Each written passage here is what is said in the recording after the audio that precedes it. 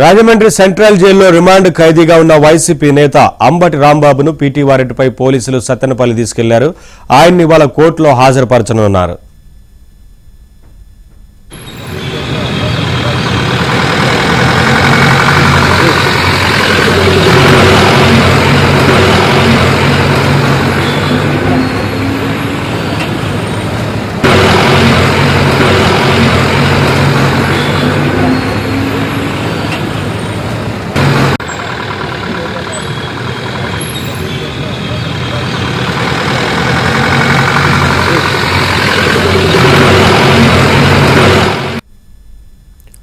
వివరాలు మా ప్రతినిధి సాంబశివరావు అందిస్తారు.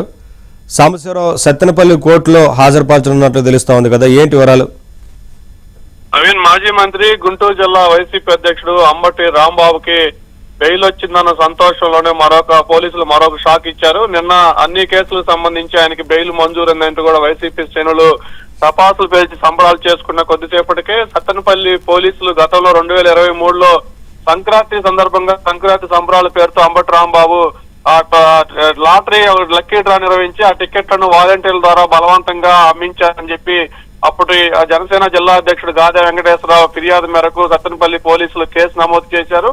ఆ కేసుకు సంబంధించి నిన్న సత్తెనపల్లి పోలీసులు గుంటూరు ప్రిన్సిపల్ కోర్టులో PT warrant court PT warrant జారీ చేసింది. ఈ రోజు ఉదయం తెల్లవారుజామున సత్తెనపల్లి పోలీసులు పీటీ వారెంట్ మీద అంబటి రాంబాబును రాజమండ్రి సెంట్రల్ జైలు నుంచి అదుపులో తీసుకొని గుంటూరు కోర్టుకైతే బయలుదేరారు. మరికొద్ది సేపట్లో అయితే గుంటూరు కోర్టులో అంబటి రాంబాబుని సత్తెనపల్లి పోలీసులు ప్రవేశపెట్టనున్నారు. మరి ఈ కేసులో మరలా రిమాండ్ విధిస్తారా, బెయిల్ వస్తారనేది కూడా మరికొద్ది సేపట్లో వేచి చూడాల్సిన పరిస్థితి అయితే ఉంది. Naveen, thank you Sambasivarao.